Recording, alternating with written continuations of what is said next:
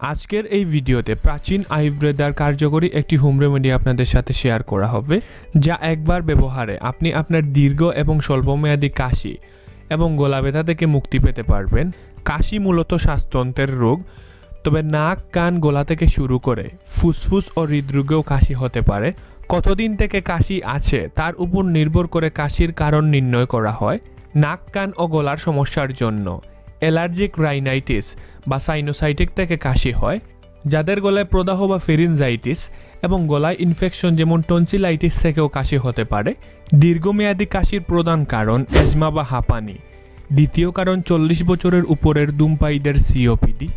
তৃতীয় কারণটি হচ্ছে ফুসফুসে যক্ষ্মা বা টিবি। ধূমপায়ী বা ফুসফুসের ক্যান্সারের রোগীদেরও কাশি হয়ে থাকে। নিউমোনিয়া ও ইন্টারস্টিনিয়াল লাং ডিজিজেও কাশি হতে পারে। তাহলে চলুন আজকের হোম রেমেডিটি তৈরি করা যাক। হোম রেমেডিটি তৈরি করতে আমাদের প্রয়োজন হবে আদা, লবঙ্গ, গোলমরিচ এবং মধুর। প্রথম ধাপে চুলায় একটি পাত্রে লবঙ্গ এবং গোলমরিচকে ভেজে নিতে হবে এবং কিছুক্ষণ ভাজার পর যখন গোলমরিচ ও লবঙ্গ থেকে স্মেল আসা শুরু করবে তখন আপনারা চুলা থেকে নামিয়ে নেবেন। এবার আদাকে ছিলে ছোটো ছোটো করে ঠিক এইভাবে কেটে হালকা আগুনের ফ্লেমে ভেজে নিতে হবে। যখন আদা থেকে স্মেল আসতে শুরু করবে তখন চুলা থেকে আদা নামিয়ে নেবেন। এবার ভাজা লবঙ্গ এবং গোলমরিচকে ভেঙে পাউডার বানাতে হবে।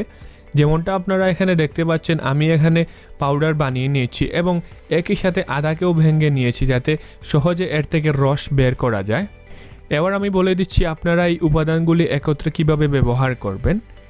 একটি চামচে 2 থেকে 3 ফুটা মধু, আধা চা চামচ লবঙ্গ এবং গোলমরিচের পাউডার এবং পিষা আদা থেকে রস নিয়ে ভালোভাবে মিশিয়ে নিতে হবে। সো বন্ধুরা, তৈরি হয়ে গেছে আমাদের আজকের এই হোম রেমেডিটি। রাতে ঘুমানোর আগে তৈরিকৃত এই হোম রেমেডিটি খেয়ে 1 গ্লাস পানি পান করতে হবে, অথবা আপনারা চাইলে এই হোম রেমেডিটি 1 গ্লাস ঠান্ডা পানির সাথে মিশিয়ে পান করতে পারবেন।